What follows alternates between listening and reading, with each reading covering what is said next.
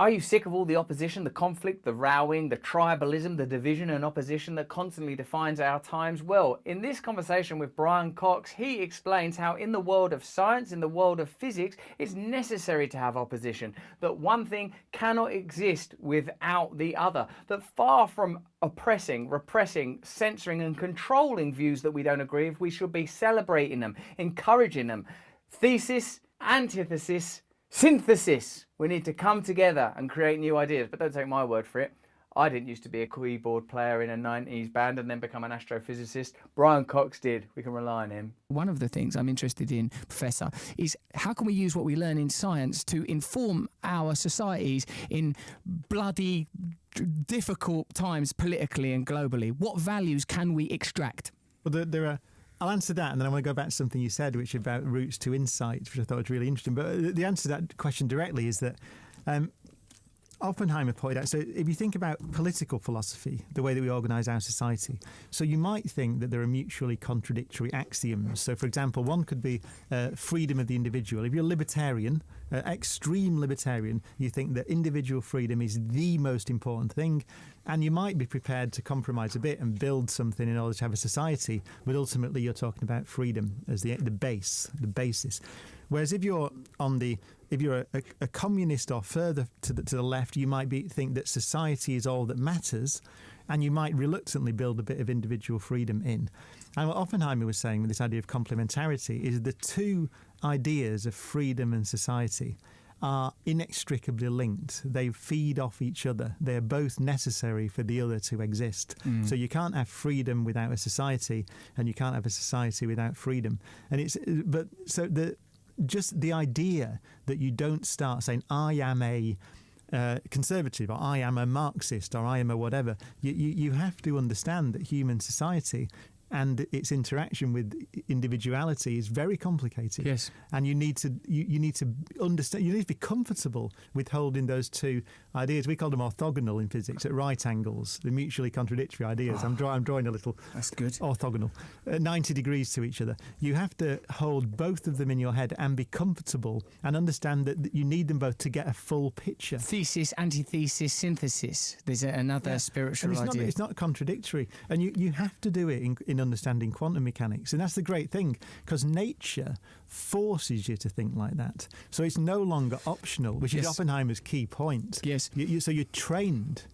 You're forced to think in that way, and that's very valuable. Yes, but also, may I say, Brian, that the way that the semantics and these systems of taxonomy actually operate is a word like freedom is determined by the powerful. So freedom ultimately becomes, we can say in our society, freedom within limits, and ultimately freedom to consume, freedom to behave in accordance with these ideologies. This is what freedom means. When political figures talk about they hate our freedoms, or they're attacking our freedoms, what they mean by freedom is often indicated by the maxims they spout when in crises, e.g.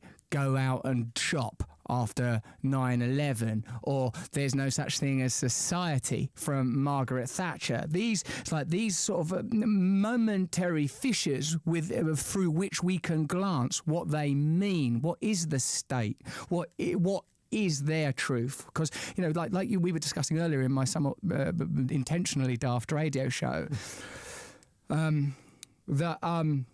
oh God, no! I forgot what I was saying there. Sometimes I was operating on a level that was challenging. I think what you've said is you've given examples of people who are convinced that they are right.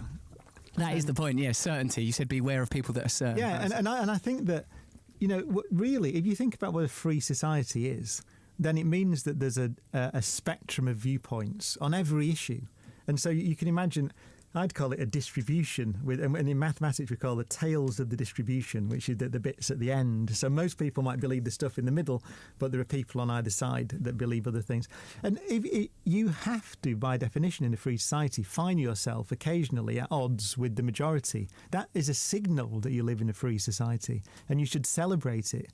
And I think that the key lesson for me from just thinking rather more scientifically about things is to understand that when you find yourselves in disagreement with other people, it is a signal of a healthy democracy and a healthy society. You see it on, I mean, we're both on Twitter, and you see that the polarisation of debate means that people are just not thinking. They're not stopping and thinking. The fact that this person is saying something with which I disagree signals to me that our society is healthy. And the moment that nobody's saying things that I disagree with is the moment you should leave the country and run.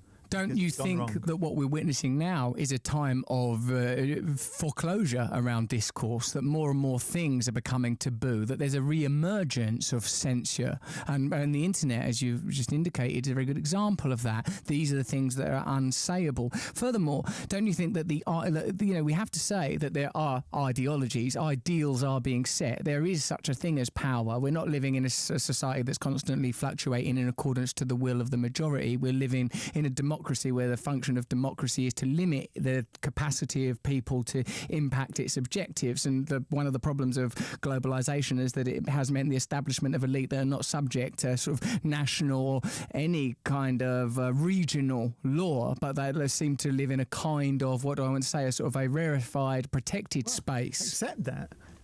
What you've seen with the Brexit vote, and I don't think it's the right route at all. I mean, I think that I'm a great fan of the European Union. However, what you've seen with the Brexit vote is extremely positive in the sense you're talking, because what you've seen is a statement by a majority of people in the country that they reject the status quo. Sure, and I think and they have done it. They have rejected the status quo. Prime Minister resigned. There's now an absolute flux in politics, and so I think that we do. But Brian, I think we have to note two things here. One, it's a massive anomaly. It doesn't happen very often. Stuff like Brexit. That's why everyone's wetting themselves and all giggly and excited about it. And two, that Brexit in itself was an emotional reaction, not a rational reaction. People weren't going, well, because I want to see these trade laws altered. It was emotions. You could see it as a healthy attack on the status quo. You could see. I don't think it'll have that result, but. No, but the fact that it's an anomaly is what concerns me, and the fact that we lower the threshold of what's acceptable for a democracy. See, we've got democracy. Once in a while, we can have a misguided carnival of disruption instead of no. Democracy is, why don't we control our communities and control our resources so that the most vulnerable people have access to power? That's democracy. If it's not that, it's not democracy. It's a piece of theatre, and don't settle for that. Well, if you like that video, please tell me in the comments what you liked about it, and if you enjoyed that, you'll probably enjoy this or this. Let me know what you think in the comments. Give us a like, subscribe to my channel, go over to Awakening and learn some meditation and stuff like that. And if you want to see more deep conversations like this, go over to Luminary that you can get on Apple, and subscribe to my podcast Under the Skin.